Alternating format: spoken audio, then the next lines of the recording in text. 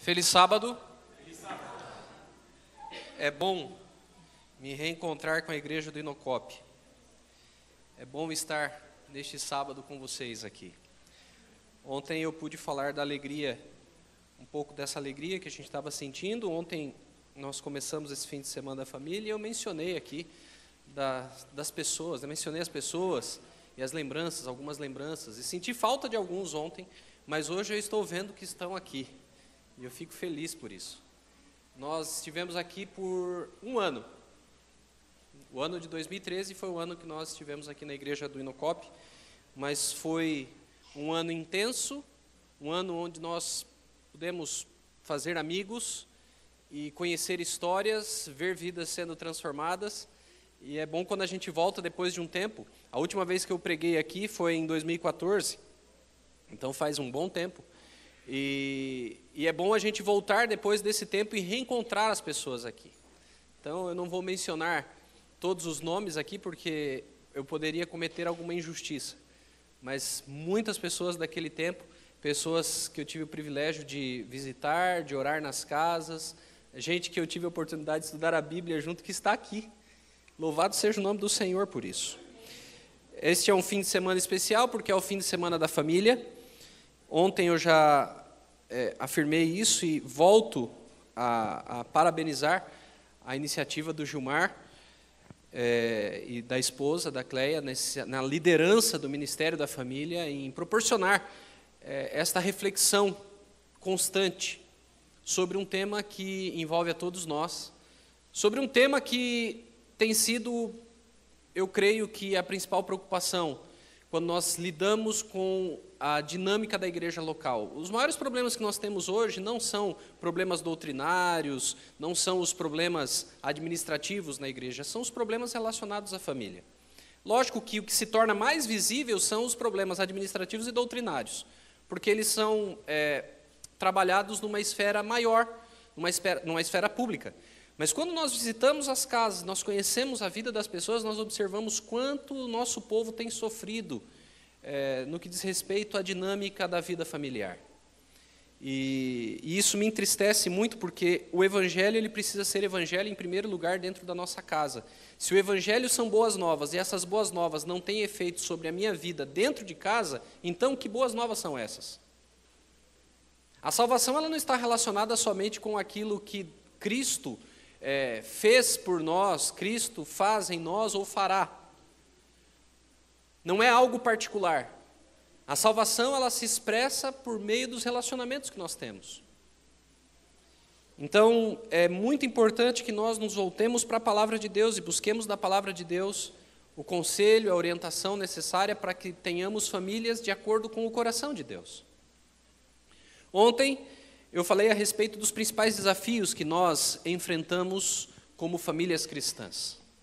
Falei de 3 pontos ontem. 3 perigos que rondam a nossa casa, que conspiram contra a felicidade da nossa família. Vocês se lembram quais são os 3? Aqueles que estiveram aqui? O primeiro deles é o pluralismo. O pluralismo moral e o pluralismo ético-religioso. O segundo está relacionado a esse pluralismo, tem que ver com o subjetivismo, o relativismo. A partir do momento que você tem uma pluralidade de ideias, então agora toda ideia parece que tem o mesmo nível e pode ser verdade. Então o relativismo diz que aquilo que é verdade para mim, necessariamente não precisa ser verdade para você. Tudo é relativo. E o terceiro aspecto é a dissociação entre a fé, a profissão de fé, a crença religiosa e a vida. Então eu posso ser uma coisa no ambiente religioso e no tempo religioso e outra fora desse tempo e desse templo religioso. E esse é um dos grandes problemas porque algumas pessoas são extremamente cordiais, amigas, bem-humoradas no contexto da igreja e com os irmãos da igreja, mas em casa é quase que a encarnação do demônio. E eu já ouvi isso, infelizmente, de pessoas que, quando eu estava visitando, diziam assim, olha, eu não aguento ele, ou eu não aguento ela. Então, eu não me iludo com as boas aparências que eu vejo no contexto da igreja. A minha percepção hoje é de que nós temos muitas pessoas que sofrem caladas, que vivem uma vida familiar pobre, distante do ideal de Deus, distante do sonho de Deus para a família. Uma das ênfases que eu dei ontem em relação a como nós podemos lidar com essas dificuldades, com esses desafios que se levantam contra a família cristã, está relacionado com a restauração do altar da família. E quando eu digo isso, eu não estou falando somente da importância de nós termos momentos de oração juntos em casa. Eu estou falando da importância que nós temos de crescer em torno da palavra de Deus, juntos como família. De buscarmos, diante das diferentes fases que nós temos na vida familiar, diante dos diferentes desafios que surgem, de nós buscarmos na palavra a resposta para esses desafios. Isso tem que ver com aprender a pensar na vida sob a perspectiva da palavra de Deus, a pensar biblicamente, a resolver as coisas do dia a dia conforme a orientação da palavra. E para que isso ocorra, nós precisamos conhecer a palavra. O conhecimento da palavra primeiro precisa ser individual, eu preciso absorver a palavra, e agora eu compartilho esse conhecimento dentro do contexto do meu lar. E isso deve acontecer do esposo para a esposa, da esposa para o esposo, dos pais para os filhos e dos filhos para os pais. Porque os filhos também podem, e certamente nos ensinam muito.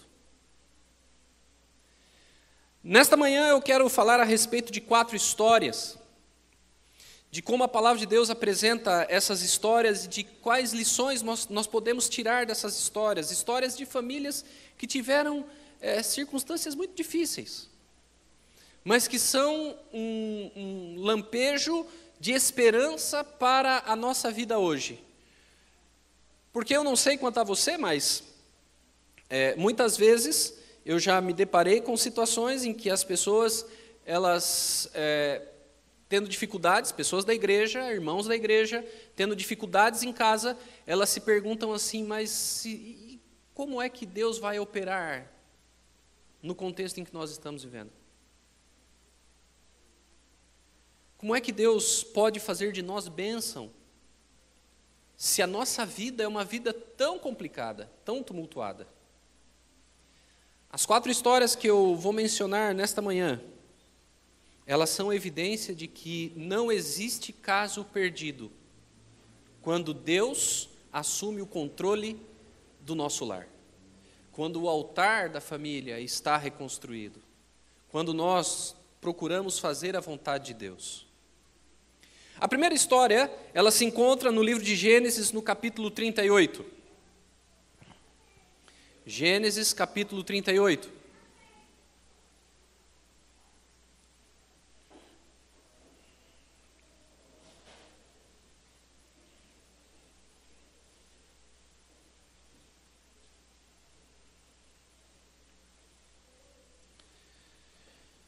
Gênesis capítulo 38,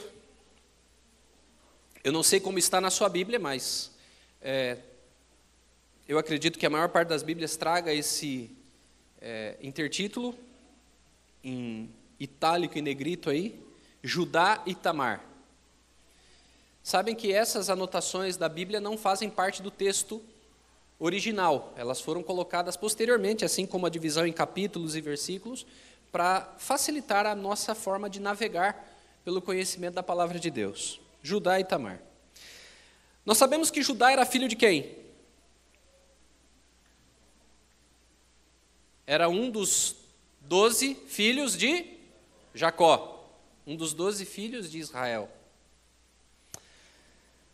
A Bíblia diz que Judá se apartou dos seus irmãos e se hospedou na casa de um adulamita chamado Ira. Então Judá viu a filha de um cananeu, chamado Sua, ele a tomou por mulher e a possuiu, e ela concebeu e deu à luz a um filho.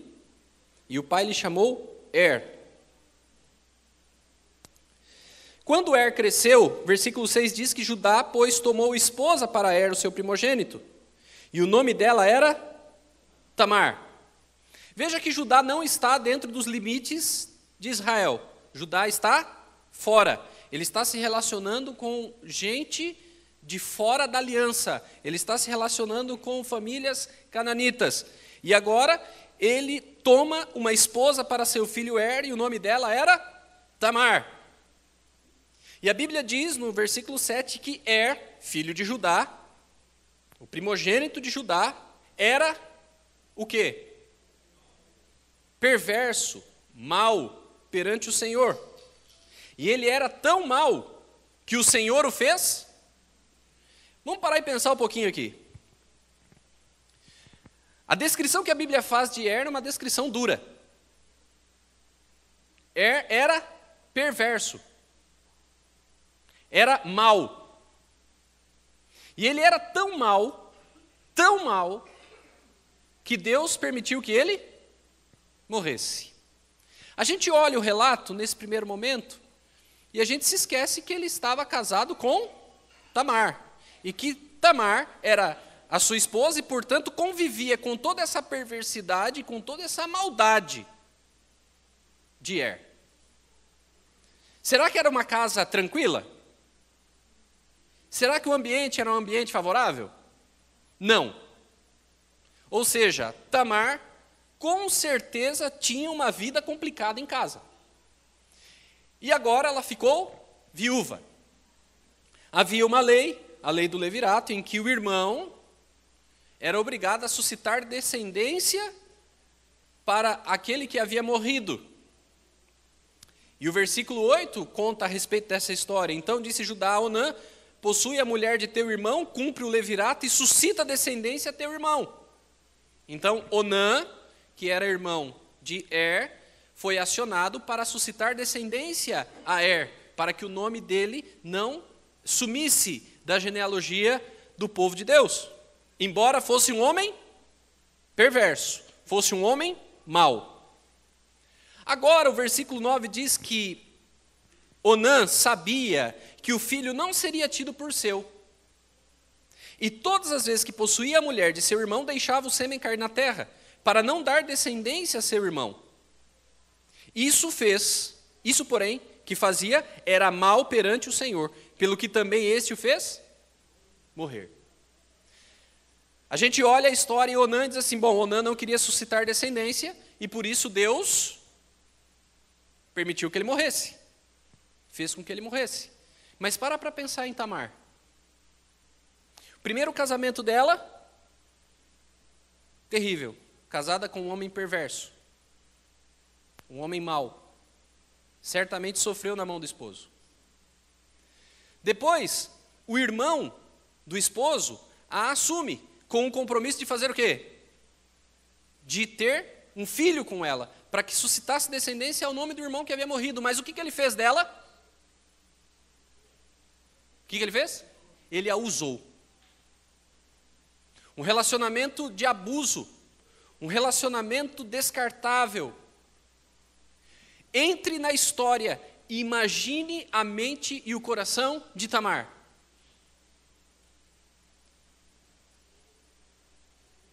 Você consegue imaginar uma família assim? Você consegue imaginar uma família, uma mulher que é humilhada pelo primeiro esposo, abusada pelo segundo esposo? Você consegue imaginar a história? Você consegue imaginar o sofrimento que está em torno desse relato? E agora, ela certamente se tornou motivo de conversa na comunidade, porque a comunidade era pequena, não era uma comunidade grande. E talvez, se fosse nos nossos dias, alguém lhe desse o apelido de viúva negra. Casou com ela, morreu. E isso parece estar nas entrelinhas, porque no versículo 11, Judá, que era o sogro dela, disse a ela: permanece viúva na casa do teu pai até que Selá, meu filho, venha a ser homem. Pois disse, para que não morra também este como seus irmãos. Olha o medo que ele tinha. Essa mulher já matou 2 dos meus filhos. Vai matar o terceiro? Então, o que Judá faz? Manda Tamar para a casa dos pais dela, até que Selá cresça e possa então suscitar descendência a Er, o primogênito. Ocorre que Selá cresceu. E o que fez Judá? Enviou Selá para suscitar descendência ao primogênito? Não.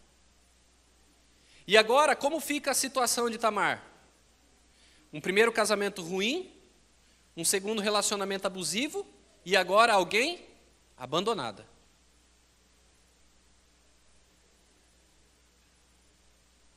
Ela, entendendo que estava sendo abandonada, entendendo que a vontade de Deus não estava sendo realizada naquele caso, dentro daquele contexto específico, e nós precisamos ler a Bíblia sempre considerando o contexto em que as histórias estão ocorrendo, ela estabelece uma estratégia. E essa estratégia que ela estabelece é uma estratégia bastante ousada. E que também depõe contra a reputação dela.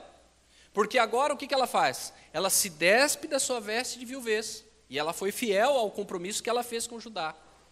E agora a Bíblia diz que ela se põe como uma meretriz, uma prostituta.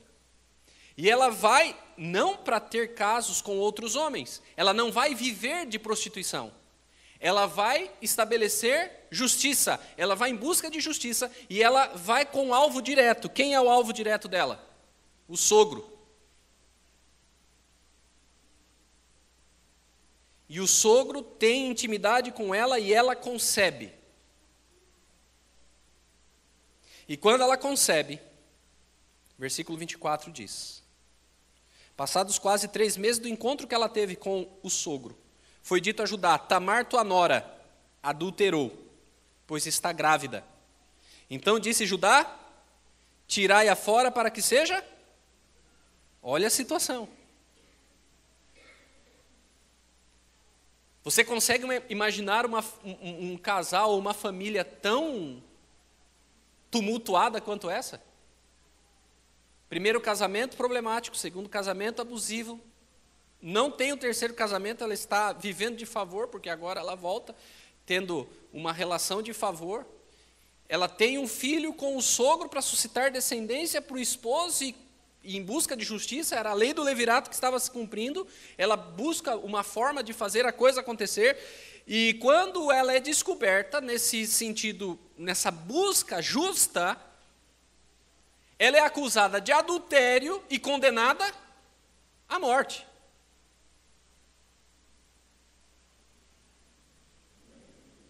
E quando ela vai para o campo onde as pessoas tiram ela para que ela seja queimada, versículo 25 diz: em tirando-a, mandou ela dizer a seu sogro: do homem de quem são estas coisas eu concebi. Porque ela havia tomado do sogro, ela fez um combinado, e ele não sabia que era ela, né? E ali ela deixou o selo, o cordão e o cajado, que eram dele. E quando ele percebeu que aqueles itens que ela trazia eram os itens dele, e ele reconhece então que ele teve intimidade com a nora, ele disse assim: mais justa é ela do que eu, porquanto não a dei a Selá meu filho. E aí o texto diz assim: e nunca mais a possuiu. E nunca mais a possuiu. Ela teve 2 filhos, um chamado Pérez, outro chamado Zera. Essa mulher teve um primeiro casamento complicado, um segundo relacionamento abusivo, teve que buscar justiça a partir de um subterfúgio questionável, foi condenada à morte e só não morreu porque ela tinha as provas de que ela estava buscando fazer aquilo que era certo. E nunca mais seu sogro a possuiu, e ao que tudo indica, ela nunca mais teve um marido. E ela criou os filhos, ainda que recebendo, vamos dizer assim, uma pensão, sozinha.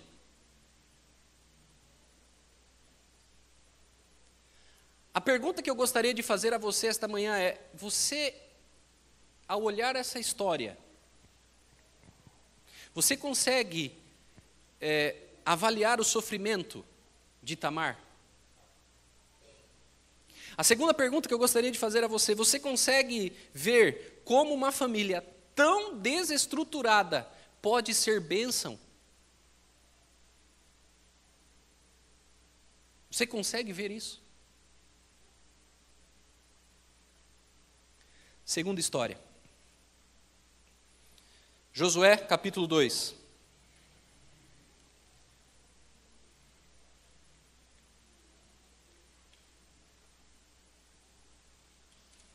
Josué, capítulo 2. Josué assume o lugar de Moisés como líder do povo de Israel depois do êxodo, e ele é o responsável por liderar o povo na conquista da terra prometida. E no capítulo 2 nós temos espias sendo enviados a Jericó, a primeira cidade controlada, dominada pelo povo de Israel. É uma grande cidade, uma importante cidade. Eles são enviados a Jericó, e ali eles se encontram com uma mulher. E a Bíblia, no capítulo 2, versículo 1, diz assim: De Sitim enviou Josué, filho de Num, 2 homens secretamente como espias, dizendo: Andai e observai a terra e Jericó. Foram, pois, e entraram na casa de uma mulher. Que tipo de mulher? Prostituta, cujo nome era Raabe. E pousaram ali. Eles ficam escondidos na casa de Raabe, que na verdade era em cima dos muros, que era o lugar onde as pessoas pobres e onde as prostitutas viviam. E eles ficam escondidos ali. E ela mente para encobrir os espiões que estão ali. E quando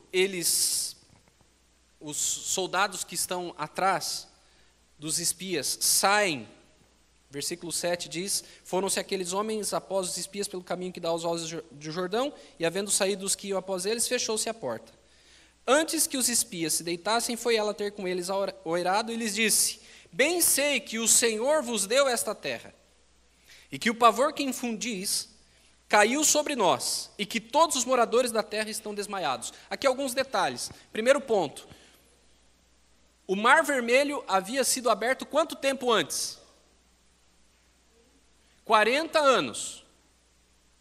Por 40 anos, a reputação do Deus de Israel havia causado medo ao coração de todos aqueles que moravam na terra prometida, na cidade de Jericó.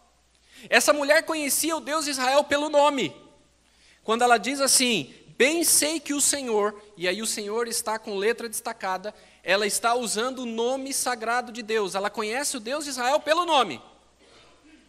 Ela é uma prostituta, ela vive numa cidade ímpia, ela não pertence à comunidade de Israel, ela faz parte de um povo estranho, mas ela conhece o Deus de Israel. E ela então faz um pedido, e ela diz assim, versículo 10, porque temos ouvido que o Senhor secou as águas do Mar Vermelho diante de vós, quando saísse do Egito, e também o que fizesse aos 2 reis dos amorreus, Sehon e Og, que estavam além do Jordão. No versículo 12 ela diz assim: Agora, pois, jurai-me, vos peço pelo Senhor, que assim como usei de misericórdia para convosco, também dela usareis para com a casa de meu pai, e que me dareis um sinal certo, de que conservareis a vida a meu pai e a minha mãe, como também a meus irmãos e as minhas irmãs, com tudo que tem, e de que livrareis a nossa vida da morte. Ela faz um pedido, os espias estão ali, ela diz assim: olha, eu fiz uma bondade para com vocês e agora eu espero que vocês façam algo de bom para mim. Eu sei que vocês vão entrar aqui, eu sei que o poder do Deus de Israel, é impossível nós lidarmos contra o Deus de Israel, então, façam um combinado comigo, garantam que a minha vida e a vida da minha família será preservada. E o que os espias fazem? Eles dão a garantia, e existe o sinal. E esse sinal é o cordão escarlate, que desce pela janela. E no capítulo 6 de Josué, a Bíblia diz assim, versículos 22 ao versículo 25. Então disse Josué aos 2 homens que espiaram a terra: entrai na casa da mulher prostituta e tirai-a de lá com tudo quanto tiver, como lhe jurastes. Então entraram os jovens, os espias, e tiraram Raabe, e seu pai, e sua mãe, e seus irmãos, e tudo quanto tinha. Tiraram também toda a sua parentela, e os acamparam fora do arraial de Israel. Porém a cidade, tudo quanto havia nela, queimaram. Tão somente a prata, o ouro, os utensílios de bronze e de ferro, deram para o tesouro da casa do Senhor. Mas Josué conservou com vida a prostituta Raabe, e a casa de seu pai, e tudo quanto tinha, e habitou no meio de Israel até o dia de hoje, porquanto esconderam os mensageiros que Josué enviara a espiar Jericó. Essa mulher prostituta cananita, ela foi incorporada ao povo de Israel. O que significa dizer isso?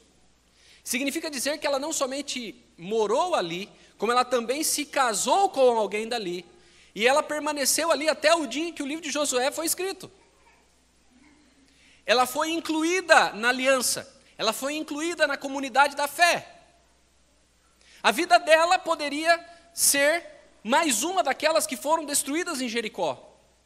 Mas apesar do histórico dela, ela pôde ser o quê? Incorporada à família de Deus. Nós temos uma primeira história, a história de Tamar, uma história cheia de itens negativos.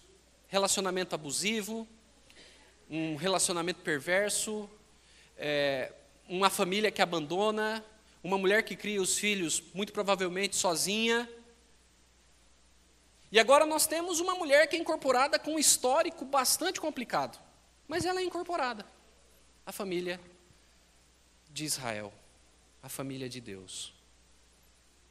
Hoje, se entrasse alguém aqui com o histórico que Raabe tinha, qual seria a nossa percepção a respeito dessa pessoa? Será que nós olharíamos essa pessoa como alguém que poderia reconstruir a vida? Será que Deus usaria uma pessoa assim? Terceira história. Livro de Ruth.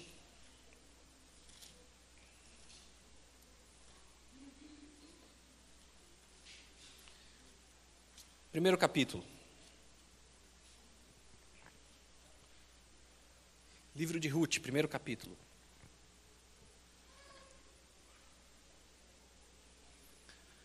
O livro de Ruth começa dizendo que nos dias em que julgavam os juízes, houve fome na terra, e um homem de Belém de Judá saiu a habitar a terra de Moabe com sua mulher e seus 2 filhos. Este homem se chamava Elimeleque, e sua mulher Noemi, e os filhos se chamavam Malom e Quilion, efrateus, de Belém de Judá. Vieram à terra de Moabe e ficaram ali. Morreu Elimeleque, marido de Noemi, e ficou ela com seus 2 filhos, os quais se casaram com mulheres moabitas. E as mulheres moabitas, a terra de Moabe, não era uma terra amiga do povo de Israel. Os moabitas causaram problema para o povo de Israel e havia uma ordem expressa de que não se deveria se casar com alguém de Moabe. Então a gente vê essa história, quando a gente começa a análise dessa história a partir dos fundamentos ou a partir das evidências históricas e bíblicas que nós temos aqui, nós estamos nos deparando com uma família meio rebeldinha, que vai para um lugar onde não deveria ir e que faz aquilo que não era vontade de Deus. E Elimeleque morre ali, e os filhos se casam com mulheres moabitas, uma era Orfa e a outra Ruth. E ficaram ali não pouco tempo, porque a Bíblia diz que ficaram quase 10 anos. Até que morreram os filhos, Malom e Quilion. E agora a mulher ficou desamparada de seus 2 filhos, do seu marido, e mais do que isso, agora nós temos 2 noras desamparadas também, numa terra estranha. As perdas que Noemi sofreu foram tão fortes, e lembre-se de que as mulheres, elas dependiam do esposo. Então, uma viúva, ela dependia do cuidado dos filhos, porque se não tivesse filhos, ela estava numa situação muito complicada. E agora, nós temos 3 mulheres sem filhos, numa terra estranha. E agora, A Bíblia diz que Noemi decide voltar para sua terra, e quando ela decide voltar para sua terra, ela decide voltar para Belém. Ela dá uma ordem para as noras, ela diz assim: vocês voltem para a casa de vocês, voltem para os pais de vocês, que o Senhor abençoe vocês, que vocês sejam felizes, porque eu vou voltar para a minha terra. E quando ela toma essa decisão, Orfa vai. Ruth, não. E quando Ruth decide acompanhar Noemi, ela diz algo muito significativo, que é usado, inclusive, eu já vi várias vezes sendo usado em convite de casamento. Mas isso é a declaração de uma nora para a sogra. Versículo 16 diz assim: disse, porém, Ruth, não me instes para que te deixe e me obrigue a não seguir-te, porque aonde quer que fores, irei eu, e onde quer que pousares, ali pousarei eu. O teu povo é o meu povo, o teu Deus é o meu Deus. E ela volta para casa com Noemi, Noemi vai para a terra de Israel, acompanhada de Ruth. E ali, o que acontece? Uma mulher moabita, viúva, ela encontra um resgatador, que era assim como era chamado aquele que era chamado a prover a descendência e a cuidar da viúva, ou das viúvas que existiam dentro daquele contexto. E ela se encontra então com Boaz, e Boaz se casa com ela. O interessante dessa história de uma moabita que vai para a terra de Israel, que tem no coração a dor de ter perdido um esposo e volta com a sogra, que também perdeu o esposo, numa situação de tremenda vulnerabilidade, é aquilo que acontece no capítulo 4. Observe que, versículo 13, a Bíblia diz assim: tomou Boaz a Ruth, e ela passou a ser sua mulher, coabitou com ela, e o Senhor lhe concedeu que concebesse e teve um filho.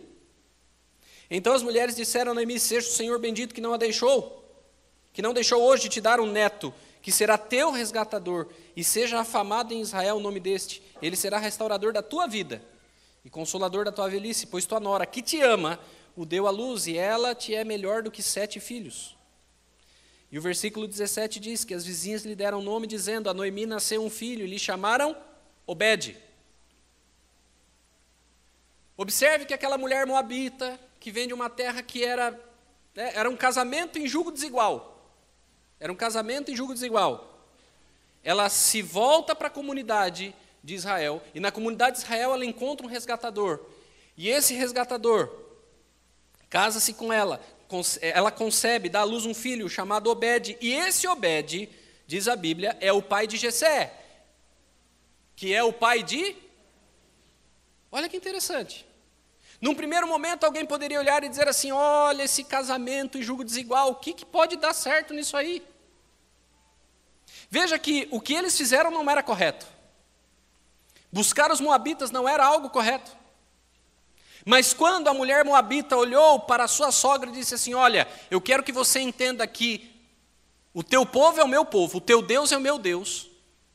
E ela então aceitou a aliança. Deus fez o quê? Deus fez o que com ela? A honrou. E ela então agora passa a fazer parte da linha do rei Davi. E agora a gente vai para Davi, a gente vai para a história de Davi, porque em 2 Samuel, no capítulo 11, nós temos uma passagem muito, muito triste da história de Davi. De todos os reis de Israel, evidentemente Davi é o rei mais querido, né? De todos os reis de Israel, Davi é o rei mais querido, o que não significa que ele não tenha tido uma vida com as suas lutas. Mas no imaginário da igreja, Davi ele tem aquela coisa, né? É o rapaz Davi que derrubou o gigante Golias, é o autor do Salmo 23, né? Ele é o pastor. Então é aquela coisa linda, aquela imagem. Mas Davi teve algumas passagens complicadas. Quem está acompanhando Reavivados por Sua Palavra, tem visto isso. Nós estamos em 2 Samuel, nós temos visto as dificuldades que Davi teve. Essa semana a gente acompanhou a morte do filho Absalão. Um momento triste, um momento muito duro na vida de Davi. E o capítulo 11 apresenta uma cena triste, que é o adultério que Davi cometeu com uma mulher chamada Batseba, que era esposa de um dos seus mais fiéis soldados. O nome de Urias, o heteu, se encontra na lista de valentes de Davi. E Davi tinha um harém à disposição dele, mas ele olhou a esposa de um dos seus mais fiéis soldados. E ele cobiçou a esposa, e ele teve um caso com a esposa, e a esposa ficou grávida. E para cobertar toda essa história, o que ele fez com Urias? Colocou na linha de frente para que ele morresse. Depois que Urias morre, ele assume Batseba como esposa. E o filho do adultério, o que acabou acontecendo com ele? Morreu. Mas ele assumiu Batseba como esposa. E ela concebeu e deu à luz a mais um filho. E como é o nome do filho? Salomão. E nós sabemos que dessa relação, uma relação de adultério, uma relação que causou dor, vergonha, morte, sofrimento, uma relação, um casamento que começou do jeito errado, mas quando Davi, ele se arrependeu do seu pecado, e a gente consegue compreender bem a dimensão do arrependimento de Davi, quando nós lemos o Salmo 32 e o Salmo 51. Esses dois salmos falam a respeito dessa experiência, foram escritos dentro desse contexto. Nós vemos o sofrimento que Davi teve. Ele fez errado, ele sofreu por aquilo que ele fez. Mas ele se arrependeu do seu pecado, e dentro da cultura da época, dentro do contexto da época, ao assumir Batseba, ela concebe e dá à luz a um filho, e esse filho se torna o seu sucessor, o rei Salomão, o homem mais sábio da terra. Veja que nós temos aqui 4 famílias que não estão dentro daquele ideal de família que nós temos. Eu apresentei aqui 4 histórias de 4 famílias que estão longe do ideal que nós temos de família. Nós temos um primeiro caso de uma família totalmente desestruturada, de uma mulher que se casou com um homem perverso, foi abusada pelo segundo esposo, teve que usar uma estratégia questionável para tentar estabelecer justiça, para levantar um descendente, alguém que pudesse ser por ela, que provavelmente cuidou dos filhos sozinha. Nós temos um segundo caso de uma mulher que era prostituta, mas que conhecia o Deus de Israel e que foi incorporada à comunidade de Israel quando aceitou esse Deus como Deus na vida dela. Nós temos o caso de uma mulher moabita num relacionamento de julgo desigual. Vejam que todas essas situações são situações o quê? Complicadas. Mas nesse relacionamento de julgo desigual, a despeito do julgo desigual, ela entendeu quem era Deus, o Deus de Israel, ela aceitou esse Deus e ela teve a oportunidade de fazer parte da linhagem do rei Davi. E o próprio Davi, num relacionamento de adultério, fazendo algo terrível, porque não somente ele cobiçou, como ele teve uma relação de adultério, o filho morreu, isso trouxe opróbrio ao seu nome, mas apesar disso tudo, ele ainda teve um outro filho com essa mulher, Batseba, e esse filho se tornou o quê? Rei. Adultério, júri desigual, relacionamentos abusivos, histórico tremendamente comprometido, como o histórico de Raabe, como uma prostituta. Você consegue essas famílias, você consegue imaginar essas famílias congregando nesta igreja? Você consegue imaginar essas famílias congregando nesta igreja? Como você olharia para essas famílias congregando nesta igreja?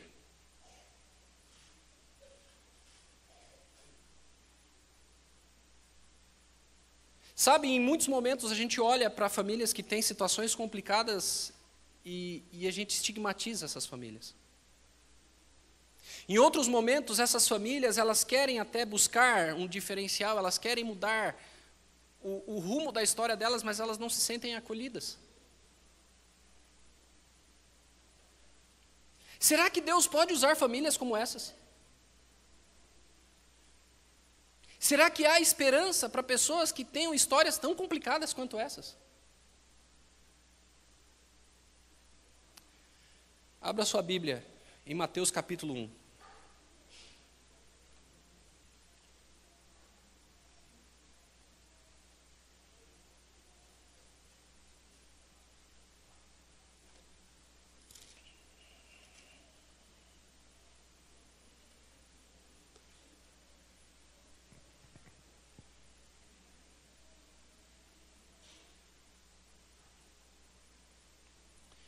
Acompanhe comigo a partir do primeiro versículo.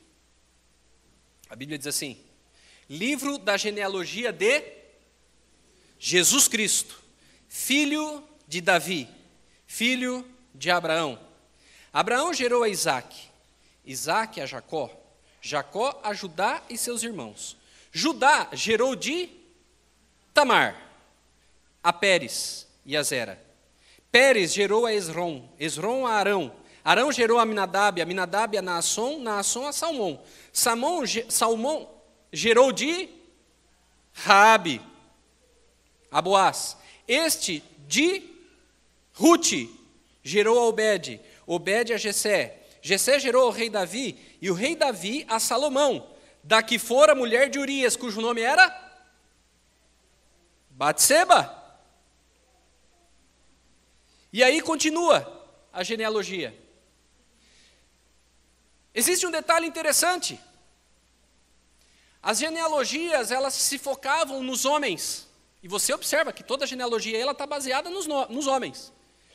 Mas na versão da genealogia que Mateus apresenta, ele apresenta 4 mulheres. Quem são elas?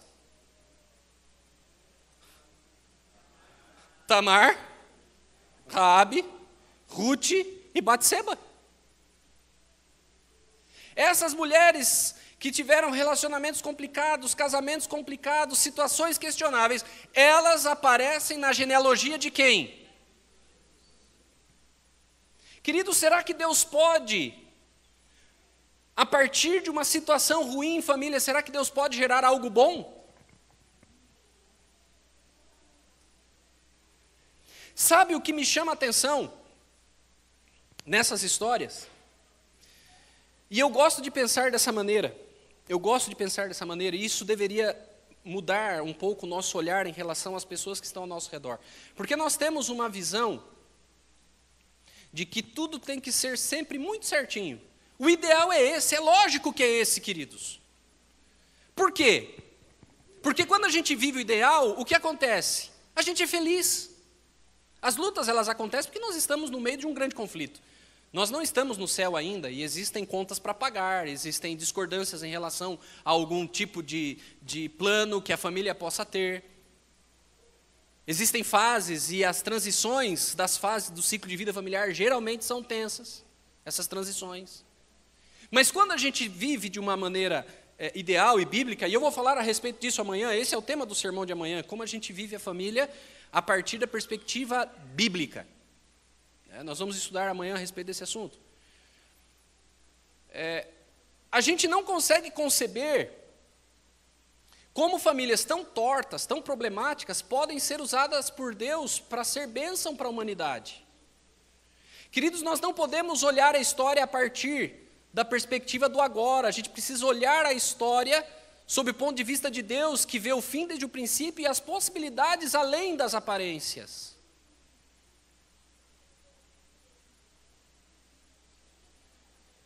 Eu gosto, quando eu falo para educadores, às vezes eu tenho oportunidade de falar em algum contexto, alguma reflexão para educadores e tal, eu sempre digo o seguinte: olha, não olhem com maldade aquele aluno problemático, questionador, brigão. Porque aquele aluno problemático, questionador, ou brigão e etc., ele é uma pedra bruta nas mãos de Deus que pode se transformar numa bênção para o povo de Deus.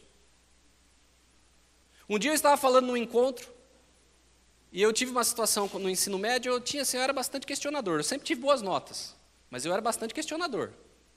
Né, mãe? Minha mãe está aqui de prova.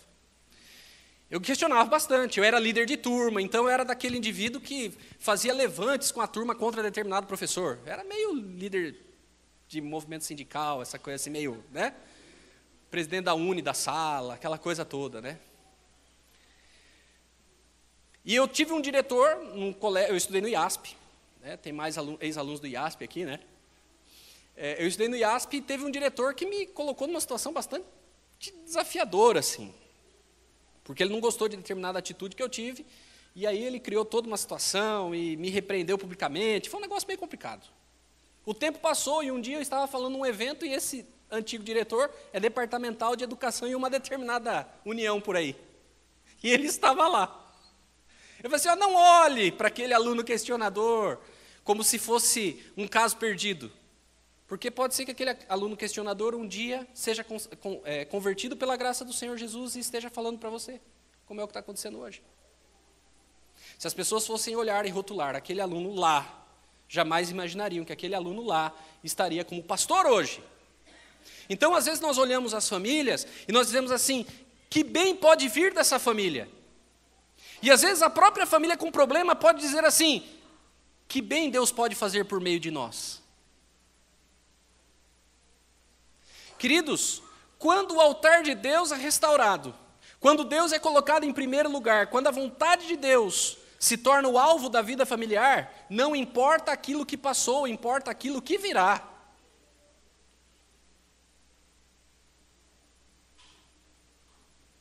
Nós devemos olhar a história sempre sob a perspectiva do olhar de Deus, com a ideia de que pau que nasce torto pode ser consertado pelo carpinteiro de Nazaré.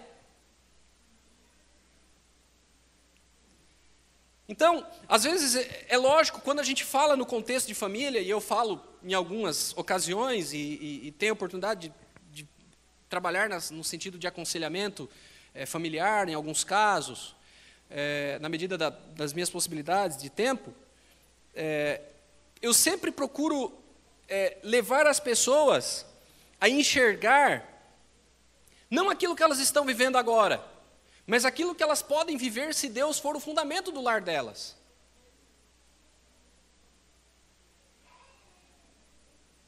O seu histórico pode ser um histórico complicado, mas eu tenho quase certeza de que não é tão complicado quanto essas 4 histórias que eu mencionei aqui.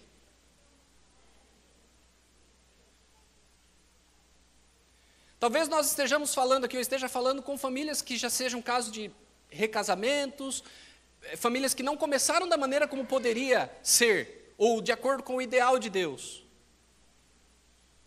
E agora nós vamos fazer o quê? Nós vamos punir essas famílias? Nós vamos impor sobre elas um peso maior do que o peso que elas já carregam pelas circunstâncias? O nosso olhar deve ser o olhar da graça, deve ser o olhar do perdão, deve ser o olhar da capacitação, deve ser o olhar da suportação, deve ser o olhar da misericórdia, deve ser o olhar do acolhimento, o olhar que olha para essa família e diz assim, olha, não importa o que aconteceu, o que importa é o que vocês podem ser a partir de agora, sob a graça e a bênção do Senhor. Eu gosto de uma frase de um pregador famoso do século XIX, em que ele diz assim, quando o diabo apontar para o seu passado, aponte para ele o futuro dele. Porque muitas pessoas, elas se focam no passado, no que aconteceu, nas circunstâncias difíceis. Mas nós precisamos olhar para o futuro. Aquele que acaba conduzindo para que as coisas sejam ruins, será derrotado. Ele já foi derrotado na cruz e a sua derrota será consumada no futuro, efetivada no futuro. Ele já é derrotado, mas ali ele será aniquilado. no futuro. Nós não precisamos carregar um peso maior. Deus pode nos restaurar. Deus pode restaurar as famílias. Nós precisamos acreditar nisso. Nós precisamos lutar por isso. Nós precisamos fazer com que essa seja a nossa realidade aqui. Quando as famílias entram dentro dessa igreja, como elas são acolhidas? Como elas são tratadas? Com uma família que veio do adultério, com uma família que veio da prostituição, com uma família que é um jugo desigual, com uma família da mãe solteira. Como essas famílias são tratadas? Elas devem ser tratadas como? Com a graça do Senhor Jesus Cristo. O acolhimento dizendo assim, venha porque esse lugar aqui é a comunidade da fé onde você pode ser restaurado. Onde vocês podem ser novas criaturas em Jesus. E vocês podem ser bênção para aqueles que estão ao redor de vocês. Esse é o desafio que nós temos. Eu não conheço todas as histórias, eu conheço alguns de vocês. Uma boa quantidade até, do grupo que aqui se encontra. Por isso eu sei o que eu estou dizendo quando eu digo assim, lance de você o peso dos problemas que você carrega por causa da sua circunstância familiar. Lance isso aos pés de Jesus e receba dele a paz que só ele é capaz de conceder. Mantenha o seu altar ativo, restaurado na sua casa. E deixa Deus fazer de vocês, como família, bênção para aqueles que estão ao redor. Isso aconteceu com Tamar, isso aconteceu com Raabe, isso aconteceu com Ruth, isso aconteceu com Batseba. E todas as outras famílias que nós temos na Bíblia, porque a história bíblica, ela é tão extraordinária que a gente consegue observar tanta coisa ruim, tanta coisa errada, e Deus agindo em meio a essas coisas todas, para fazer com que a sua vontade prevaleça na terra. Deus pode fazer isso por meio da sua família. Acredite nisso. Eu queria que você saísse daqui hoje com essa certeza. Não importa a dificuldade que você teve, em Cristo, Deus pode fazer de você mais do que um vencedor. Que Deus nos abençoe.